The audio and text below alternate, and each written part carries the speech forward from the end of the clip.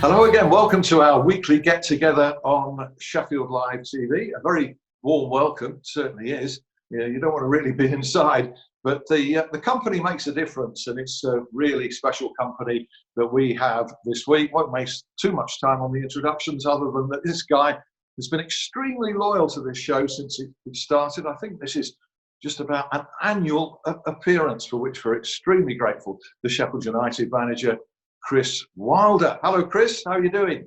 Yeah, morning, Alan. Yeah, I'm good, thanks. Yeah, I enjoy it as well. That's the reason I come on. You understand that? Yeah, indeed. Well, thank you very much indeed. It's always a pleasure to see you.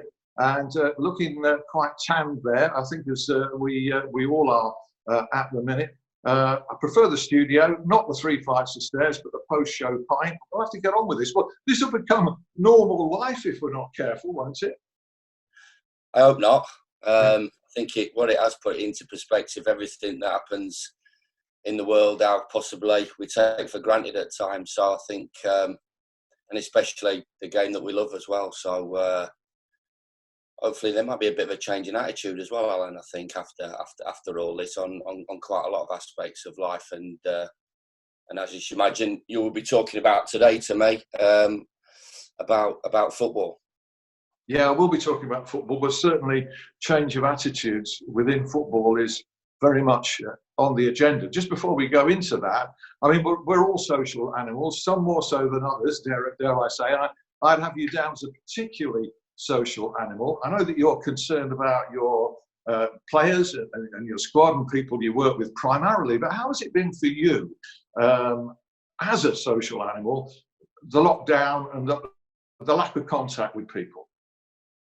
Yeah, really difficult. I mean, we always have to balance it up with people in different situations and circumstances that have suffered through this period. So, I mean, I'm obviously in a privileged position as being involved in from a work point of view.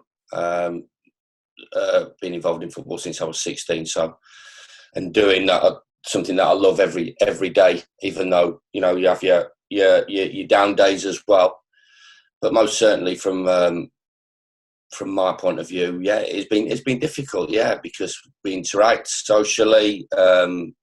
Know a hell of a lot of people in the game, know a hell of a lot of people in Sheffield, and obviously that's been taken away. Thankfully, from a health situation, myself and the family, immediate family and friends have not been hit by the COVID-19, and obviously, thoughts go out to people that have done, because it's obviously a terrible virus that's affected an awful lot of people. But yeah, getting back to the social one, yeah, definitely, it's been a struggle from a work point of view as well, Alan. Working from 16 full time, coming out of school straight away, and working right the way through to 52 stroke 53. Yeah, there has been breaks in that, a summer holiday, but and breaks here and there, but very, very short. And now, obviously, an enforced one has been at times difficult to get my head round. Yeah, I can imagine that. I think it has been for all of us to a greater or less extent. There's a reflex to carry on working, and in your case, a great managerial career in which you've worked continuously for 17 or so years. That must have been particularly hard to get used to, and every sinew in your body, every bone in your body must have been saying, "Oh, I'm going to work," and I can't. Well, I mean, one of the major questions that I've always been asked throughout regarding being a manager is, does it ever leave you? And it doesn't. So when it doesn't leave you, obviously your own thoughts, and you're tapping into people that you work with, colleagues, players I've missed that. I've missed that going into work unbelievably. Yeah, I've spent some quality time at home, but I've really missed that. And as you said, it never leaves you. So when it doesn't leave you, and you can only spend so many hours on a phone call, or the as you pointed out before we started, the new technology that our age group are getting used to, the Zoom calls and the Skype and the Teams. That's only takes so much of the day up. So it has been, and I won't get away from that, because I've really missed it, and but hopefully there's light at the end of the tunnel, as I've said in the last week. Yeah, before we just get on to that, I mean, it's been a question of keeping ourselves sane. We've all started speaking to our wives again, or at least I have. You probably speak to your wife more than I speak to mine anyway, but that has been a pleasure to reconnect. But Hobbies, any hidden talents that you've discovered during this time? No, I'm a one-man band now. Obviously, the golf got took away from us as well, so that's just started up in the last couple of weeks. So I seem to have completely lost my touch and feel for that game. So hopefully, I get an opportunity to walk around a couple of the courses locally that are beautiful. One up the road that I'm a member at. I played a couple of times there. So, but no real hidden talents, really. No. I'll leave that up to the people that do that better than me. But yeah, I've been on a couple of walks. As people have noticed, the air's got a little bit longer. Try to keep myself fit as well from a physical point of view. Out on the bike, and it's been quite interesting, because obviously the roads are a lot less congested, and I've got my crash helmet on and got my sunglasses on, and ridden around Sheffield at curious and ridiculous times right the way round, and that's been interesting as well, because I think we've obviously all missed the city that we live in as well. You know, it's such a brilliant city as well, and I think you take that for granted, and every aspect of it, whether I'm turning left and going out into Derbyshire, or I'm turning right and diving into town and right the way around the suburbs. So I try to keep myself a little bit fit, and I think from a mentality point of view, that's been good as well for myself.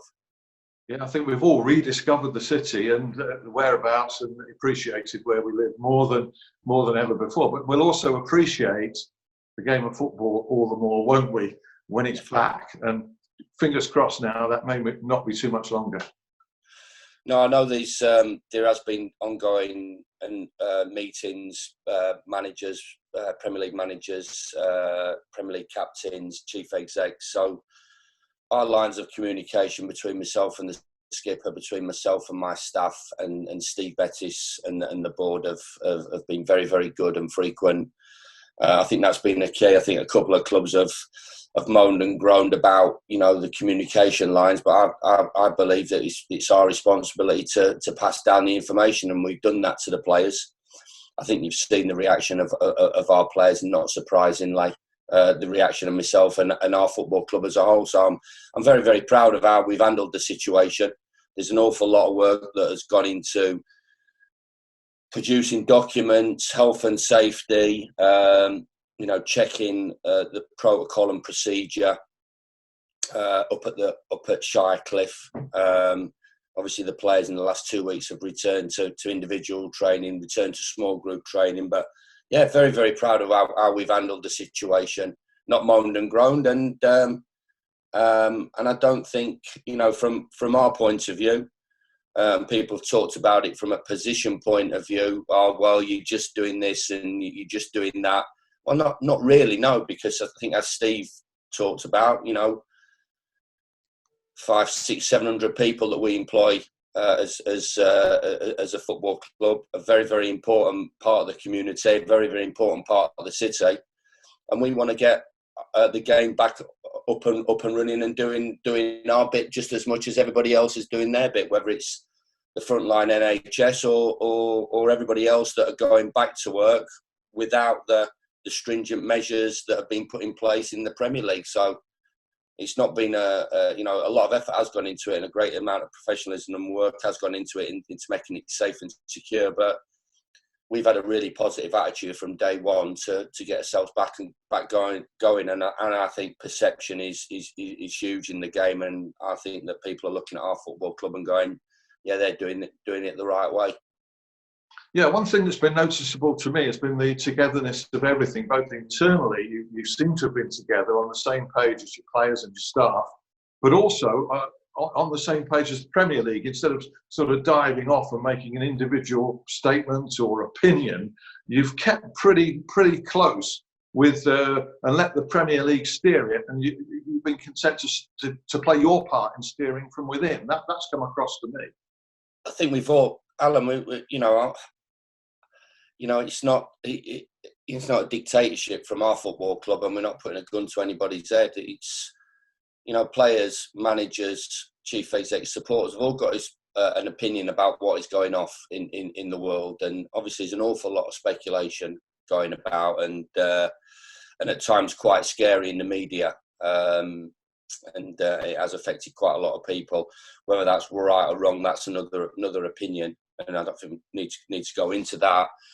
But I've come out of football I've come into football at 16, and I'm still in it. So I think my opinion will be valued. Players' opinions. People have been involved in football, like yourself, that's been involved in football all their life and love the game. And I'm not just saying just because I've played and just because I've managed. My opinion is a lot bigger and a lot greater. But I'm not an expert.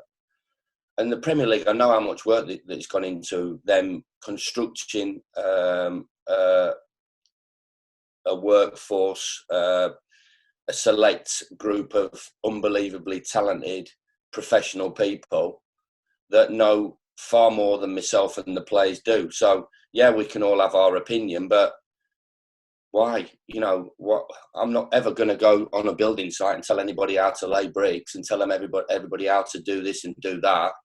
For me, leaving it up to the professionals in the Premier League, they want to get it back underway for health reasons as well as from a financial reason. And I think everybody understands that and accepts that and shouldn't be scared of talking about that as well. But leave it to the experts, and I'm sure, from my point of view, being a member of the LMA, they'll never put me in a position. The PFA would never put the players in a position, and the chief execs would never put any of their employees in a position as a football club that it's an unbelievable risk that we will be taking. So for me, guidance, opinion, guidance off the expert, 100%.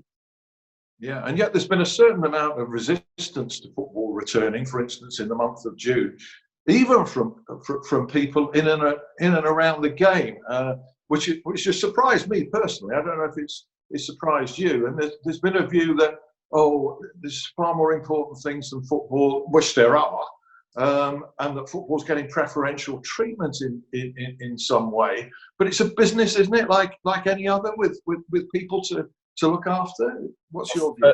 First and foremost, they've had to keep everything rolling on. It wasn't postponed, it was paused. So from a player's point of view, from a fitness level point of view, it wasn't a time to put your feet up. They've been working right the way through. It was paused, which is always the view that we've had with our players.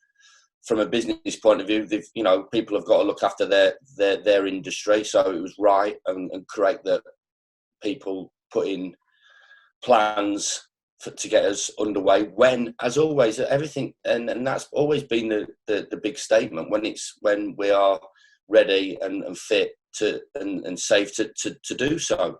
We get tested twice a week. The football ground is the safest place that any of our players will ever walk into, 100%.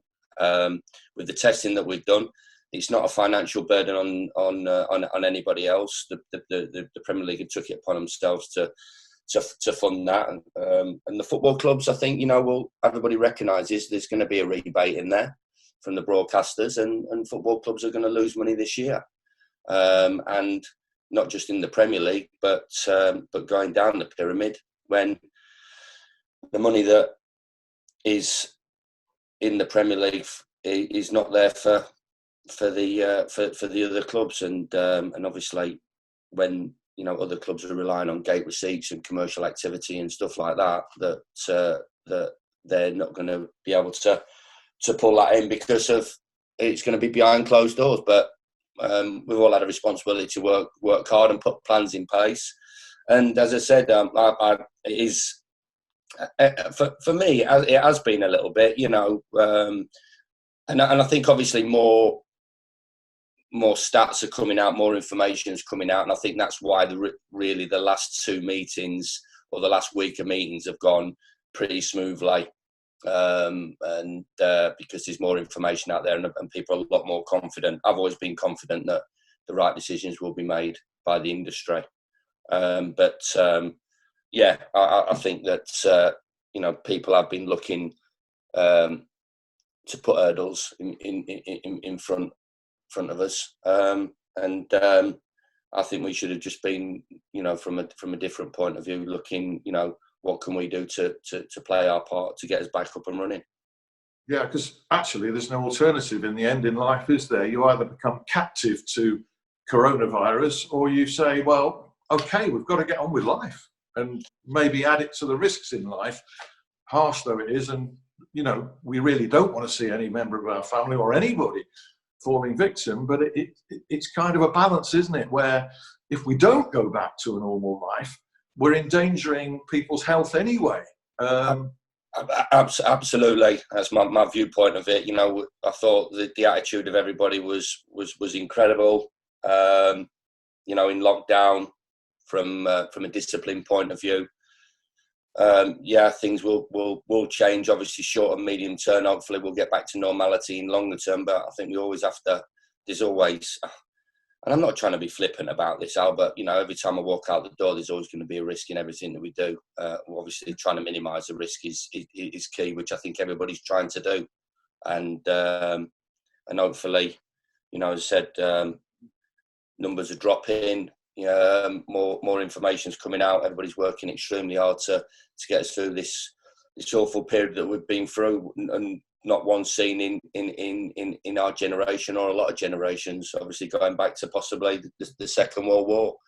But I think that, as I said, the attitude of everybody's been generally, on the whole, fantastic. But the attitude now is people need to work, want to do their bit, want to play their part, and we have to get things up and running because, like you said, from a mentality point of view, from an economic point of view, if we don't take them baby steps, then I think we'll be in obviously an even worse position than we are now.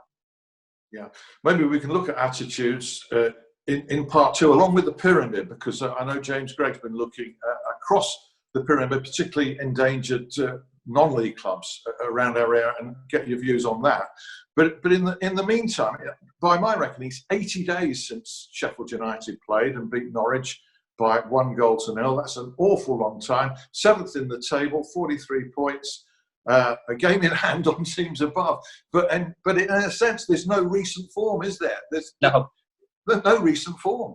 No, it's nothing. It's you got obviously we're looking at the players, and it's the old scenario: a team that finished off at the end of one season, does that automatically start that is the team that I pick at the start of the new season? Because obviously it's been quite a long time.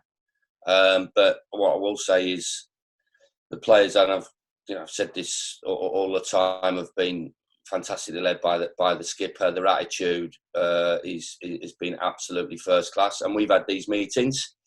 And they're men, and they're open to tell me their points of view and their fears, and I will give them the answers that I know. So the communication lines have been fantastic. But one thing is for certain, they've come back in brilliant nick. And when people talk about return to training, which has been great, return to contact, which I believe will happen today, for us to return to unlimited time and unlimited contact, even though there'll be risk assessment on all sessions, which is okay, and we'll go through that protocol. Still sticking to the protocol of the training grounds, social distancing, no food, no showers, not congregating in small groups. So we'll adhere to those protocols that we've stuck to.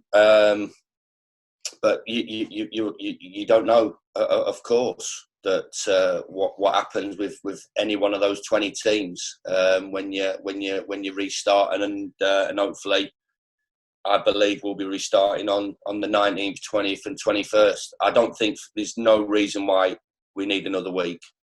I thought we could have done it a week before. It looks like it's going to be that weekend. And I listened to Gary Neville today, and I echo his thoughts. Everybody's talking about players and needing a break physically, mentally.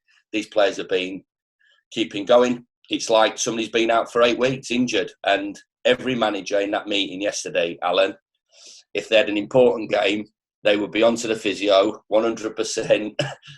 When's he back fit? And if the physio said he needs 4 or 5 weeks, then I think they'd have fired the physio and brought another physio in and said, can we get him back in 10 days? So it's a little bit longer than 10 days. It's a little bit shorter than 4 or 5 weeks. But I think, the feeling that I get from everybody is that they want to get back playing. The competitors, they want to get back playing. They want the season to get to resume. And fingers crossed, we'll pick up where we left off. And it's not just a party line, 100% across the board. All your players are happy to restart playing. Absolutely. We've got a couple of decisions with a couple of the players that are on loan that we're waiting on to extend because of the difference in terms of their loan agreements finish on the 30th of May. And that's an individual decision. I'll totally understand that. That's a club decision as well for the clubs that we're loaning them from. But hopefully all those will be positive. The boys that contracts run out, we want to extend those as well for the remaining part of the season, and fingers crossed. And if people don't sign, then that's their decision and they have their reasons for it. People don't want to play because of the situation. I understand that. And obviously, if there's a change in direction of what's happening now, where the numbers are going down and the numbers go up, then obviously we're in the hands yet again of the experts and the government to guide us, and I'll respect that as well. Okay, Chris, thanks very much indeed. We'll come to, if we may, after the break, we'll come to attitudes within the game, how they might change, your concern for the well-being of the football pyramid and keeping it intact, and we'll have a local angle on that. So do rejoin us with Chris Wilder after this short break. We'll see you then.